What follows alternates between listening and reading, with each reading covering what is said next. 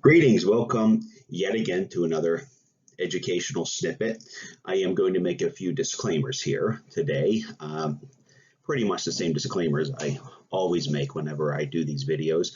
I am doing this from home today, and it's Saturday, so if I appear to be looking a little bit like a bum, please excuse me. It is my day off today.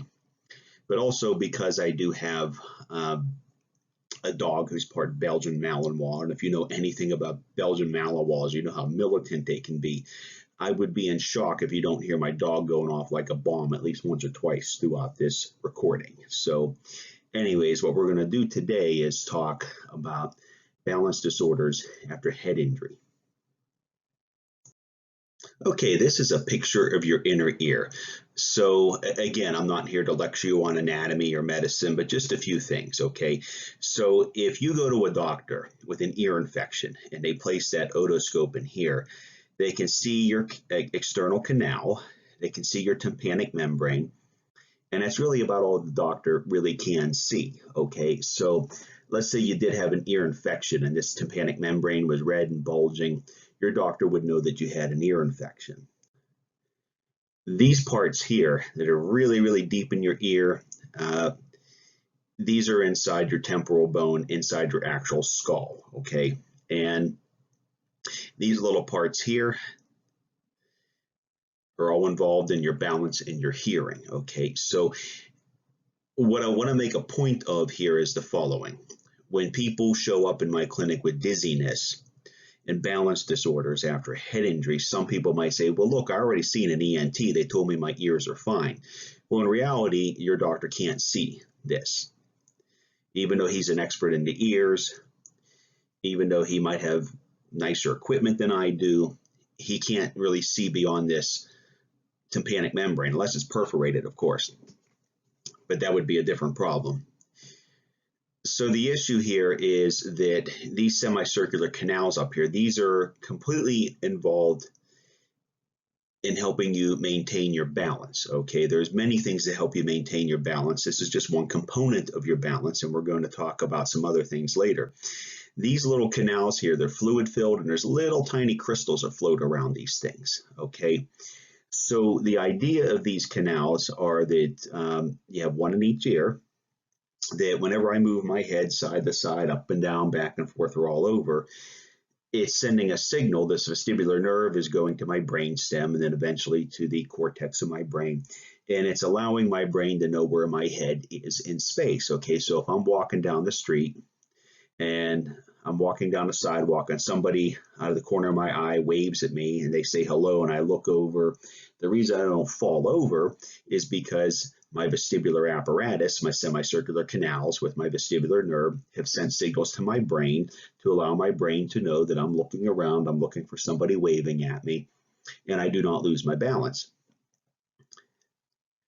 These structures in your ear are very, very, very tiny, and they're very fragile. So it probably wouldn't surprise you to know that when you have a concussion or a head injury, these things, there's my X, they get damaged too. It's not just your brain. These things get rattled too.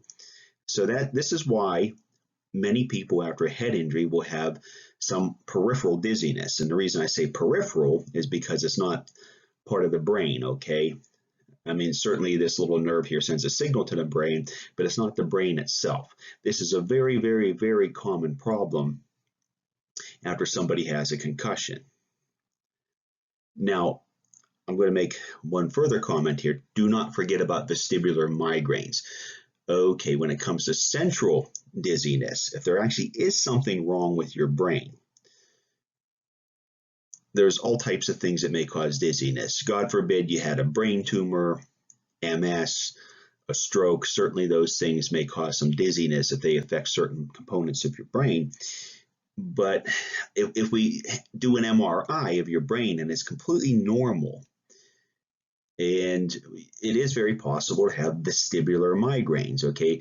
Migraines are an abnormal process of the brain, and yes, they can cause you vertigo. They can cause you to be dizzy. It can be a very frequent component of migraines. And the reason why this gets very tricky when I see patients is this is probably not going to surprise you. I see patients that have both. They have both peripheral dizziness and central dizziness with migraines. They have both, and it's aggravating. It's frustrating. The good news is these things are not dangerous, but they're obviously very annoying and very frustrating for a patient to live with.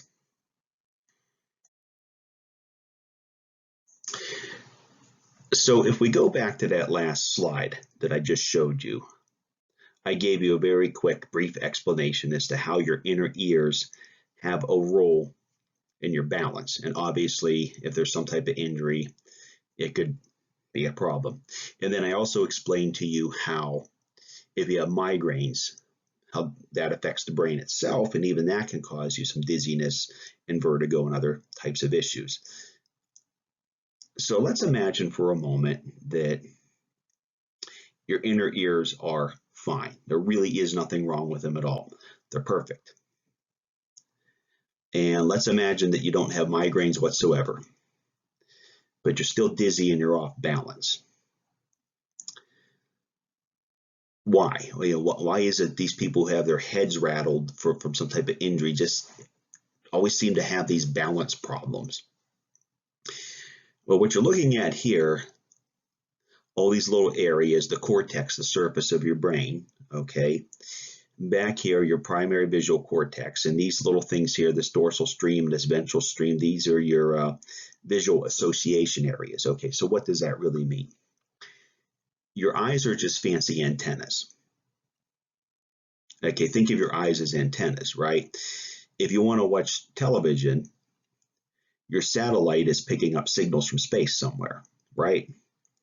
Your television is actually showing you, your television is interpreting that signal and displaying a picture to you on your television. Your eyes and your brain sort of coordinate in the same manner, okay? Your eyes will send signals back here to your occipital lobe, and then these association areas will help you interpret what you're actually looking at. They'll help you interpret what you're seeing. They'll form the image. It helps you interpret where these things are in space. So there can be some conditions. These things up here are oculomotor apraxia and optic ataxia. So imagine this for a moment, okay? So if you go to the doctor and they put their finger out and they say, follow my finger, and the doctor notices the patient just can't do it. They just can't do it. But yet the patient, when they're sitting there, they're reading their book, they're on their phone, everything seems to be fine. How is it that they can't track a finger, but they seem to function okay? It's because they have oculomotor apraxia, this dorsal stream of the brain here that when your occipital lobe interprets images and then sends a signal to your parietal lobe, that circuit is, quote unquote, for lack of better fancy term, screwed up. So you have a hard time coordinating your eyes and where you're looking at things, and so you actually have a gaze instability, okay? When I say gaze, I mean where you're looking at, G-A-Z-E, gaze. And the reason I have to make that declaration is because one time I did sit down with a patient and explain to him that he has gaze instability, and he had thought that I was calling him gay, as if he was a homosexual. So no, that's not what I mean at all. G-A-Z-E, gaze, where your eyes are moving, okay? Or you could have this optic ataxia, right? So when the doctor does that whole finger to nose thing, right, sometimes you might be a little slow, discoordinated, can't quite hit the target, you can't quite tell where things are in space or what things are.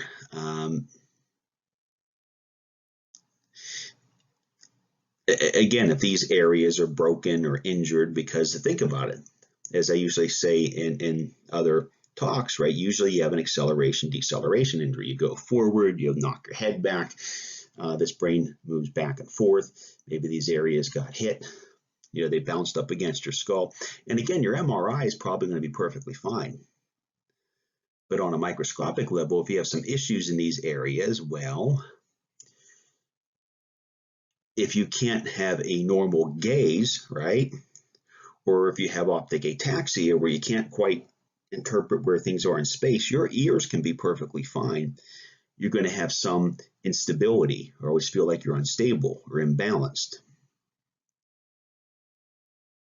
Now, to take this to one more level, down here in your brainstem is a very complicated area of the brain. There are many, many circuits going through this very tight area. So usually what I say to my patients, so let's say a patient has a big stroke up here in their cortex of the brain.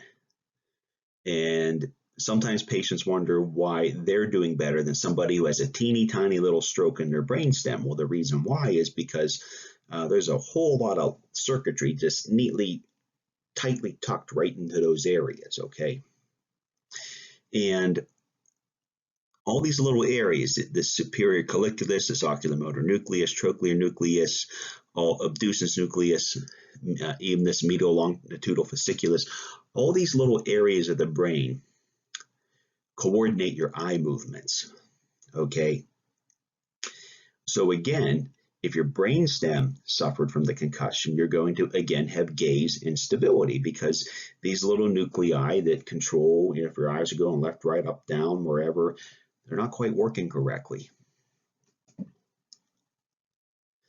So again, the reason why this creates quite a dilemma and quite a calamity, and I see it all the time in my clinic, is because patients will, usually by the time they see me, they'll say, look, I've already been to an ENT doctor. They told me my ears are fine. And I might disagree most of the time when I examine the patient. I already went to vestibular therapy. I already saw a vestibular therapist. They worked on my inner ears. I'm still dizzy all the time. What is going on? Well, first of all, assuming that you actually did what you're told, which I'd say a lot of my patients don't. If you actually did what you're told with the vestibular therapy and those exercises, again, you probably have gaze instability, either because you had a concussion severe enough that it affected these nuclei and these cells down to the level of your brainstem. Because again, people forget, especially with rotational injuries, right? So if somebody punches me and I whip my head real hard, these areas do suffer from concussion. Or again, going back to that other slide, those areas of the cortex of the brain, those visual association areas, put that all together. If those areas of your brain had concussion as well, you're going to have gaze instability, and that's also going to contribute to your balance problems. The challenge that I have is, again, probably won't surprise you, I'd say nearly every patient that I see has peripheral vertigo from their ears, in addition to migraines, in addition to some type of gaze instability from one of these processes. So put all those three ingredients into a blender, you have one very big problem, and it's very difficult to unravel. So what do you do about all this stuff? Okay, here's the bad news. Pills don't work, okay? Virtually every patient I see has been on meclizine. Okay, meclizine might make you feel okay for a couple hours, but what meclizine does is it suppresses your vestibular apparatus a bit. So if I injured my left vestibular apparatus and my right seems to be okay, and I take meclizine, it kind of equals them out for a couple of hours, and I do okay. But that's not the fix, okay? If you talk to the American Academy of Neurology, the experts say Class A level of evidence, the treatment of choice for peripheral vertigo is vestibular therapy. And here's the challenge that I face every day in my practice. You go to a physical therapist rather with orders for vestibular therapy. Again, they're going to completely 9 times out of 10 they're going to roll their eyes and groan, and even though you're walking with a cane and can't walk straight and your MRI is completely normal, they're going to tell you that I'm a bozo and I don't know what I'm talking about and that you do not have peripheral vertigo. And they might do a Dix-Hallpike maneuver on you and say, there you go, you're better now, go home. And so listen, you really want to see a physical therapist that takes this seriously and knows what they're doing. Nothing is worse than patients, especially elderly patients, when I send them to a physical therapist, they just say, "Oh, okay, you're a little off balance. Here you go. I'll show you how to use a cane. Have a nice day. Go home." That's the worst thing in the world. So you actually do want a physical therapist that is very good at vestibular therapy because, as I said earlier, they're probably going to detect that there's more than just vestibular disequilibrium. Okay, they're going to detect some of those other problems, and they're going to have to work on ocular exercises and gaze stabilization exercises. Okay, which we get into here in the next one. There's a little YouTube video here. You can certainly look at that on your own time. There's plenty of videos out there on YouTube. You can find anything out there on YouTube, even some guy on Saturday afternoon recording videos. So, but again, you have to put this all together and work really hard with your vestibular therapist, your physical therapist, your rehab specialist. Again, you can't just go down to the guy on the corner that likes to do sports medicine and now he's got one or two peripheral dizzy patients and he doesn't really care and he's just going to send you back to see me with a problem. You want somebody that really takes this to heart and really knows what they're doing with these types of things. If you want any resources on these things, again, I place some links here. And if you take your own time, which I've done this before, I mean, again, there's so many things out there. You could spend half the day looking, okay? But vestibular.org is also a very nice place to get some good information as well. I'm going to make a note about this rock steady boxing. Rock steady boxing is a form of boxing exercises that was designed for Parkinson's patients because if you see Parkinson's patients, they have a lot of gait instability and postural instability. And this program really helps those individuals work on stabilizing their core. And it really, it's very dramatic how well it helps improve their postural and gait instabilities. I would encourage patients with head injuries to participate in these programs, even if they don't have a history of Parkinson's. Okay, and believe me, a lot of good boxing trainers who run these programs, they're not going to be upset if you're there and don't have Parkinson's and have a history of head injury. If you sit down with the trainer and say, look, I have lots of balance issues and core issues from a head injury, and my doctor really thinks I would benefit from this. At the end of the day, if you're a paying customer, they're probably not going to complain, okay? Another option, too, would be that you work with a boxing trainer one-on-one, or in some gyms actually have senior programs. And the reason why they have senior programs is because they take it a little bit easier on the seniors, right? They don't make them do some of the intense things such as running or a little less or a little lower impact exercises. Okay, again, if you talk to the boxing trainer and say, look, I have a medical problem, I've had a concussion, I've had a head injury, I can't be in your regular boxing class, can I join the seniors? They're probably not going to give you a hard time about this. But these types of programs, I think, are very, very good for steadying your balance and steadying your core. And you have to work with a good trainer to know how to put this all together. And most of those trainers, and again, you're not going to be sparring with anybody. The only thing you're going to be punching is a bag, okay? I would also say that there are some good medicine ball exercise programs out there, again, that help you develop your gaze stability. Look, when you start into these programs, and here's usually the problem, okay, if you go to a boxing gym or if you go work with an athletic trainer and say, look, I want to work on my posture and my core and my stability because I've had a head injury, you're going to screw these exercises up at first. They're going to throw you a medicine ball and you're going to miss it and you're going to drop it and you're going to feel stupid. You're going to be embarrassed, okay? You have to get over that, okay? It's your life. If you have any hope of getting better, you just have to get over those things. And for what it's worth, the trainer you're working with, I mean, you are paying them money, okay? They should not embarrass you or get frustrated. They should be happy to work with you. So in summary, I'm going to say this, and what I'm going to say is obvious. There's no quick fix for these types of things. I don't have a magic pill that's going to make you make your balance problem go away. It's going to make your dizziness go away. Believe me, if I did, I'd give it to you, okay? You have to put in the work. You have to put in the work. You have to want it. It's all on you, okay? I can guide you. I can tell you where you need to go, but you have to do the work. I can't tell you how many times I sit down with patients and explain all the things that I just explained to you all in the same manner, and they come back for a follow-up and say, I'm still dizzy. And I say, well, did you go to vestibular therapy? No. Okay, well, then what do you want?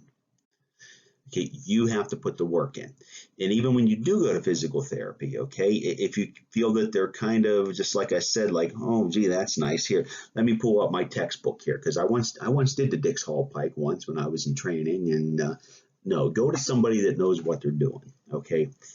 And if the physical therapist tells you to come back 3 times a week for 4 weeks, and then you're all done, it's not over.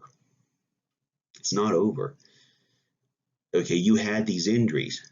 That dizziness is probably going to come back. In fact, I can guarantee you it's going to come back. So you have to learn. You have to learn what these maneuvers are on your own and know what to do at home, because it is going to come back. And it's probably not worth your time to keep going back to vestibular therapy over and over again, okay? It's worth your time to do some of these things at home.